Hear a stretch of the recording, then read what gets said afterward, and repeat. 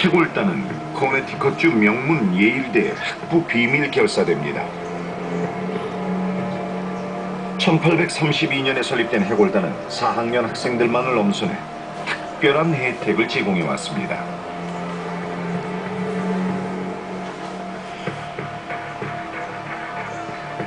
정교한 행동 양식과 비밀 활동의 목적은 단 하나였습니다. 형제의 강화였죠. 해골단은 1992년까지 남성 단원만을 받았습니다. 그들은 왜 비밀 집회를 열고 암호 메시지를 보낸 걸까요? 해골단과 관련된 상징 일부는 의문을 자아냅니다.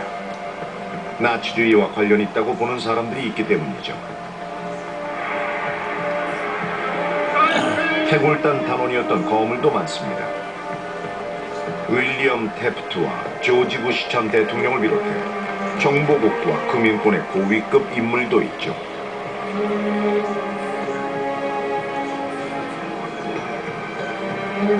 해골단 단원들은 여러 역사적 사건에 등장하거나 영향을 끼쳐왔습니다.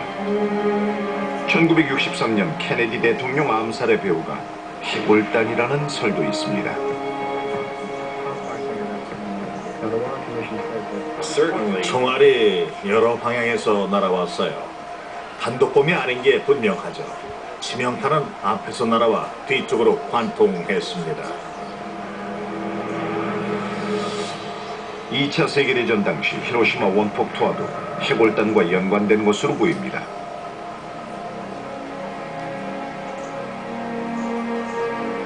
해골단을 취재했던 기자들은 해골단의 목적이 단원들을 높은 지위에 앉히는 것이라고 주장합니다.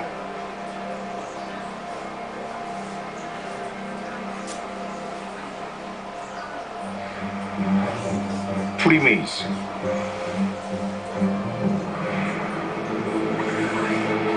프리메이슨의 뿌리는 고대까지 거슬러 올라가지만 총 본부는 1717년에야 결성됩니다. 런던의 석소들과 건축업자 조합 4곳이 힘을 합친 것이죠. 그런데 프리메이슨주의는 엘리트주의와 신비로운 의식, 음모론으로 설명됩니다.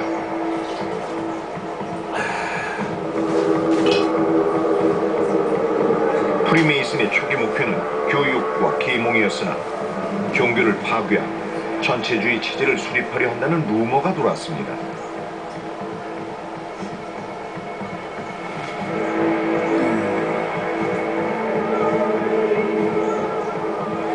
일부 음모론자들은 프리메이슨이 18세기 말 프랑스 혁명과 1차 세계대전 발발, 타이타닉 침몰의 배후라고 주장합니다.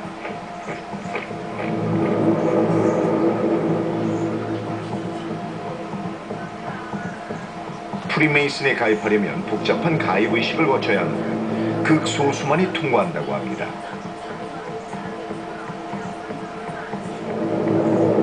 그러나 유명인들도 가입한 사례가 있습니다. 예를 들면 프랭클린 루스벨트 대통령, 마술사 후디니, 작곡가 볼프강 아마데우스 모차르트가 있죠. 모차르트의 오페라 마술피리에도 프리메이슨의 철학이 여러 군데 스며들어 있다고 합니다. 오늘날 프리메이슨은 더 이상 비밀단체가 아닙니다. 본부는 런던에 있고 전 세계에 지부가 있죠. 프리메이슨 회원들은 자선 활동에 주력한다고 말하지만 음모론자들은 프리메이슨이 오늘날까지도 세계 정세에 활발히 개입하고 있다고 주장합니다.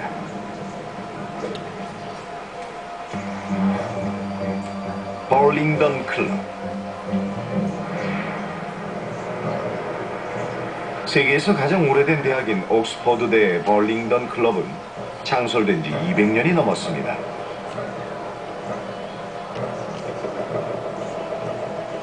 남학생만 가입할 수 있는 벌링던 클럽은 회원들이 매우 부유하며 가입 절차가 까다롭기로 유명합니다. 또한 매우 굴욕적이고 잔인하다고 합니다. 음주 난폭행위를 수차례 저질렀지만 어떤 처벌도 받지 않았죠. 이제는 비공식 클럽이 되었고 사적으로 모임을 가지고 있습니다. 또 다른 한편으로 벌링던 클럽은 품위 있는 사교 행사에 참석하며 자선 활동과 경마와 크리켓 등 스포츠에도 활발히 참여합니다. 그러나 벌링던 클럽의 진짜 목표는 알려져 있지 않습니다. 벌링던 클럽은 영국 정치계에 밀접한 연줄이 있는데 데이비드 캐머런 전 영국 총리와 보수파 정치인 보리스 존슨, 조지 오스본도 클럽 회원입니다.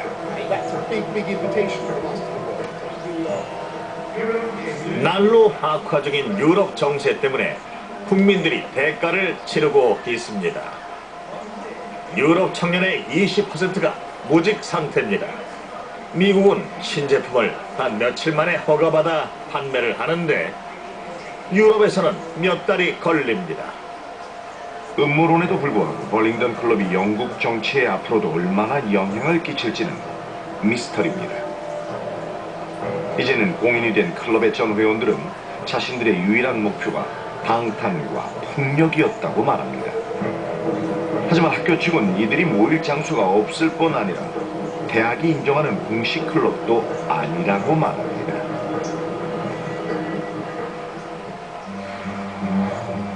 황금여명회. 밀교와 오컬트에 대한 관심은 19세기 하반기에 급격히 커집니다. 가장 유명한 오컬트 단체인 황금여명회는 프리메이슨 회원 3명이 1888년 런던에서 창립했습니다. 그들은 프리메이슨과 더불어 장미 십자회 회원이기도 했습니다. 황금여명회는 계급과 가입 절차가 프리메이슨과 유사했고 전설적인 장미 십자 운동의 이념을 도입했습니다. 셰익스피어도 장미 십자회의 회원이었다고 하는군요.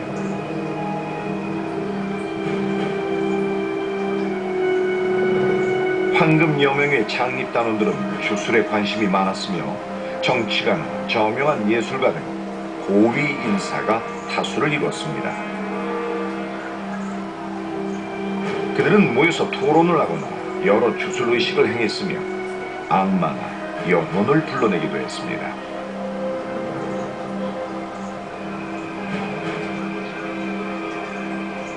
황금여명의 단원들은 최상의 존재를 비밀의 지도자라고 불렀는데 이들은 성스러운 지혜를 전달하고 과제도 제시했습니다.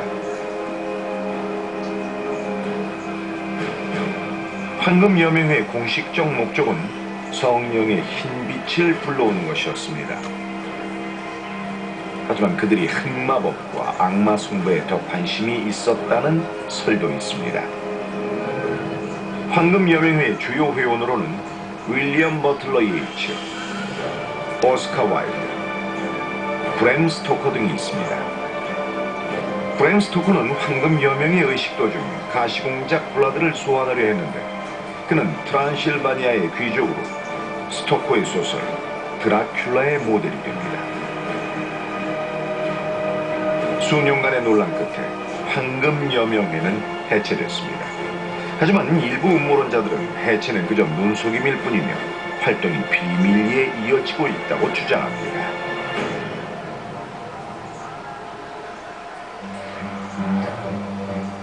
성전 기사단.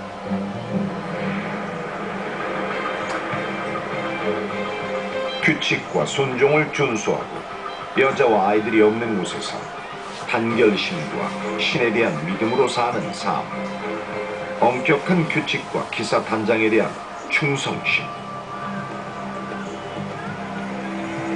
성전 기사단 단원들의 삶이었습니다. 적어도 초반에는 말이죠. 1120년에 창립된 성전 기사단은 성지 순례자를 보호하는 기사단으로 그 세력이 크지 않았습니다.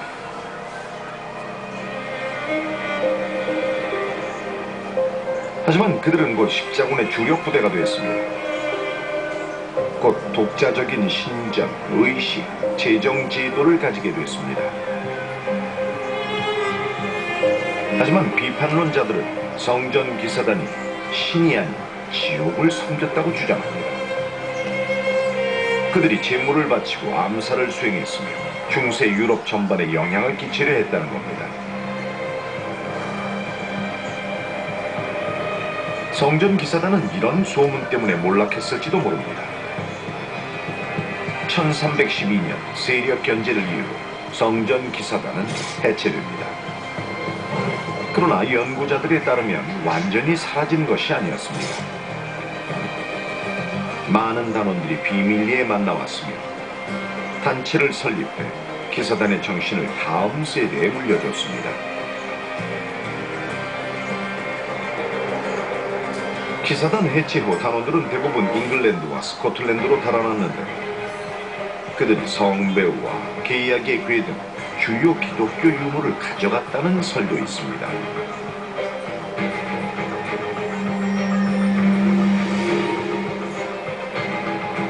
스코틀랜드의 로슬린 성당 자리에 유물들을 숨겼다는 설이 특히 유명하죠.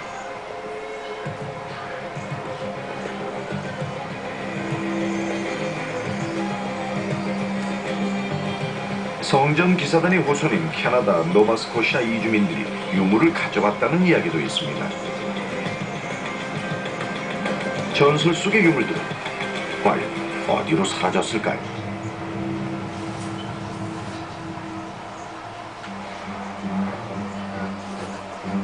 일루미나티.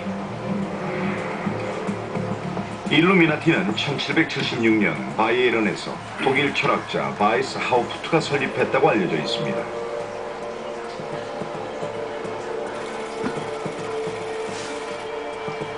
그는 사회의 교육과 계몽을 목표로 삼았습니다. 하지만 곧 국가의 눈엣 가시가 된 일루미나티는 차차 유럽 전역에서 금지되기 시작했고 그들이 세계를 정복하기 위해 결성된 비밀 결사대라는 음모론이 생겨나게 됩니다.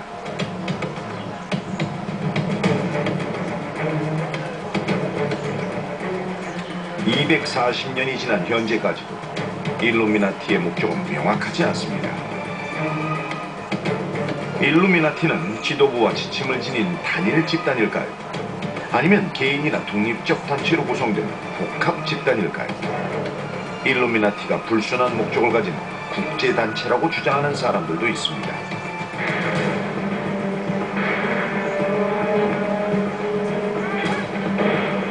일루미나티가 분쟁을 조장한다는 것이죠.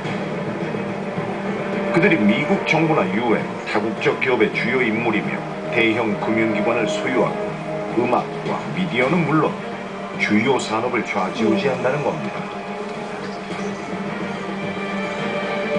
대부분의 사람들은 일루미나티 음모론을 믿지 않습니다.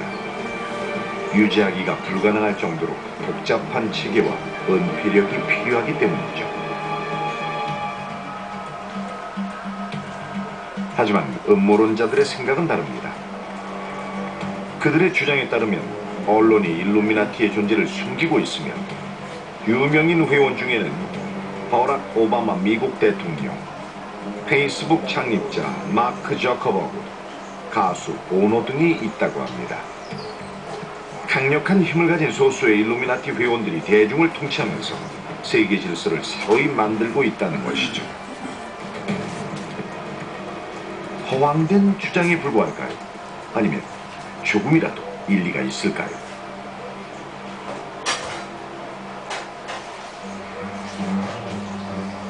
빌더버그 그룹.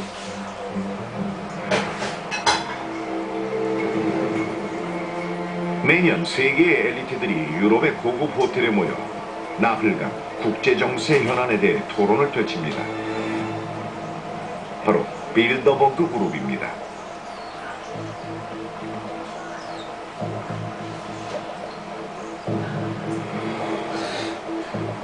빌더버그 그룹은 1954년 네덜란드 빌더버그 호텔에서 첫 모임을 가졌습니다.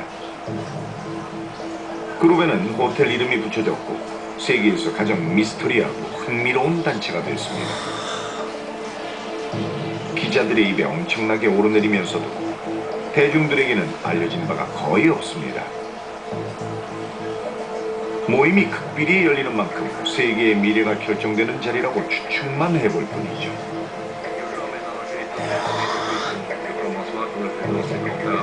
하지만 빌더버그 그룹의 공식적 의견은 다릅니다.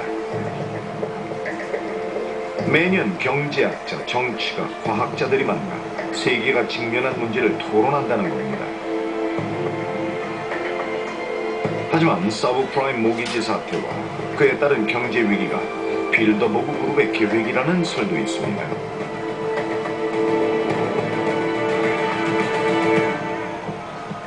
미국 전 대통령들을 비롯해 마이크로소프트 창립자 빌 게이츠, 영국의 마가렛 대처 전 총리가 대표적인 회원입니다.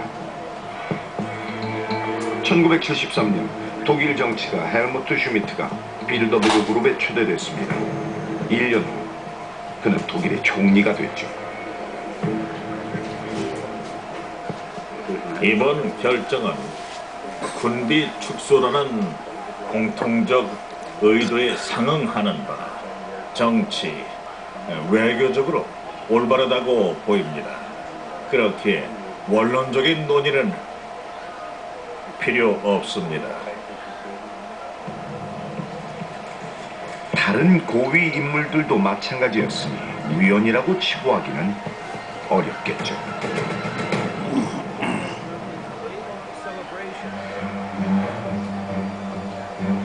로마 클럽.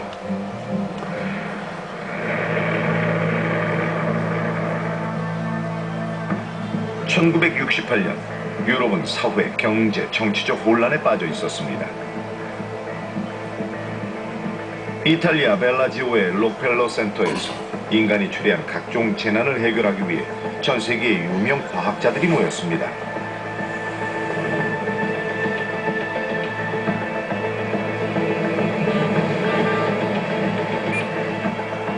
로마 클럽이라고 알려진 이 모임은 회원이 100명으로 한정되어 있으며 최고 엘리트만 가입할 수 있습니다. 주요 전현직 회원으로는 미하일 고르바초프 구소련 전 대통령, 빌 클린턴 미국 전 대통령, 지구온난화 활동가인 앨 고어 미국 전 부통령이 있습니다. 가장 강력한 목소리는 바로 자연입니다. 과학자들이 경고하던 사태를 일상에서 직접 마주하게 된다면 그동안 무심했던 우리의 사고방식은 완전히 바뀔 겁니다. 로마 클럽은 곧 성과를 공개하기 시작했습니다. 1972년 엄청난 인구 증가로 초래될 지구의 황폐화에 대한 보고서를 발표했죠.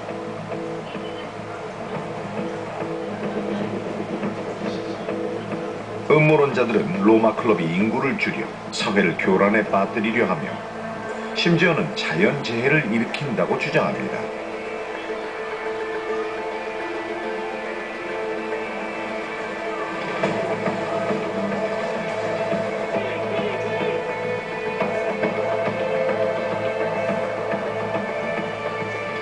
로마 클럽은 확실히 존재하고 있으며 회원들은 공개적으로 활발히 활동하는 편입니다. 하지만 그들이 목적 달성을 위해 과연 끔찍한 수단까지도 강구하고 있는 걸까요?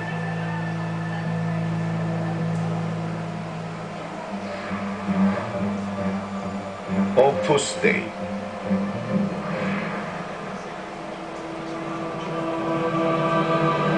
비밀에 쌓여있던 로마 가톨릭 단체 오프스 데이는 몇 년 전 파리에서의 법적 분쟁 중 감금 논란으로 이름이 알려졌습니다. 그러나 감금 혐의는 기각됐고 오프스데이의 정체도 비밀로 남게 됐습니다. 1928년 스페인에서 창립된 오프스데이는 교황에게만 순종하는 가톨릭 단체입니다. 매일의 일과 행동이 신에 가까워지는 기회라고 가르쳤죠. 하지만 미국의 작가 댄 브라운은 소설 다빈치 코드에서 오프스데이가 가톨릭 교회의 더러운 비밀을 숨기려는 범죄 단체라고 주장했습니다. 소설은 허구지만 흥미로운 가설이죠. 댄 브라운은 알비노 암살자 사일러스를 오프스데이 수도승으로 묘사하는데 그런 건 없습니다. 수도승과 오프스데이가 뭔지도 모르고 하는 소리입니다. 전 사일러스처럼 알비노도 수도승도 아닙니다. 오프스데이 본부에서 살지도 않죠. 아내와 아이들도 있습니다. 더한 주장도 있습니다. 오프스데이가 급진주의 우파 단체라는 것이죠. 주요 회원들이 극우 정부에서 활동해 왔다는 주장입니다. 파시스트 독재자 프란시스코 프랑코가 스페인을 다스렸을 때 가톨릭이 국교로 선정되었고 오프스데이가 첩보 기관화됐다는 주장입니다.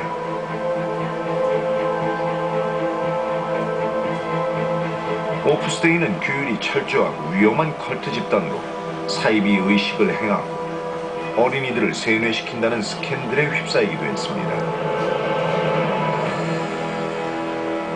오프스데이가 범죄 집단과 연관되어 있으며 세계 정복을 계획했다는 설도 빼놓을 수 없죠.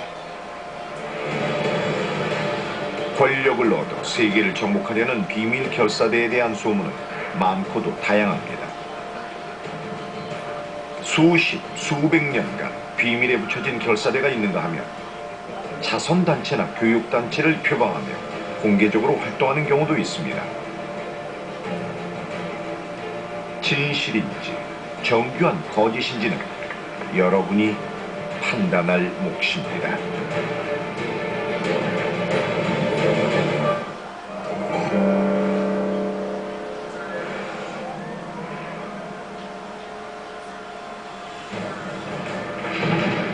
(18세기에) 처음 전기 실험이 시작됐을 때 사람들은 전기를 이성적으로 설명할 수 없다고 믿었습니다. 하지만 2세기가 지난 지금은 당연한 상식이 됐죠. 그렇지만 여전히 우리가 이해할 수 없는 현상들도 있습니다. 그런 것들은 이성적인 생각을 넘어서는 설명할 수 없는 비과학적 현상들이죠. 이제 가장 미스터리한 10가지 현상을 알아보고 그 원인을 찾아보도록 하겠습니다.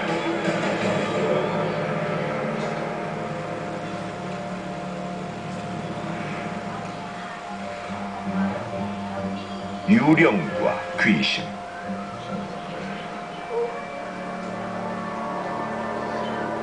미스터리에 귀신과 유령이 빠질 수 없죠. 귀신을 보았다는 사람들이 매일같이 나옵니다.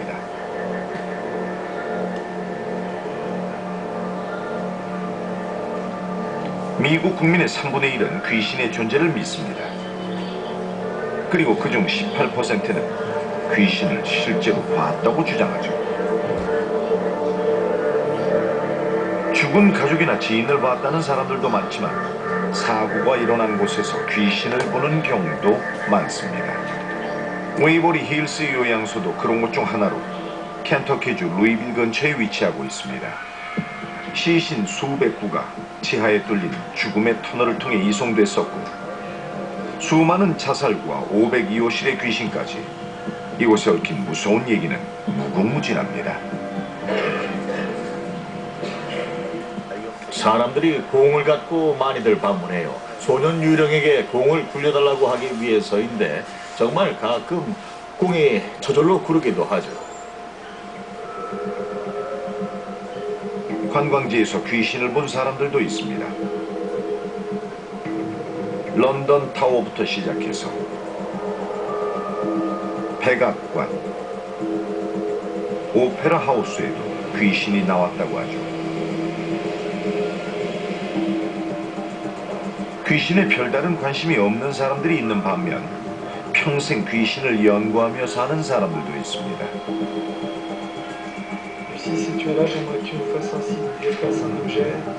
그런 사람들은 팀을 이뤄 최신 기기를 갖추고 미스터리한 곳으로 가 초자연적 현상들을 녹화하고 귀신들과 대화를 시도합니다. 귀신이 아닌 것으로 밝혀진 것들도 있지만 설명이 불가능한 것들도 여전히 남아있죠. 다크데이 미스터리.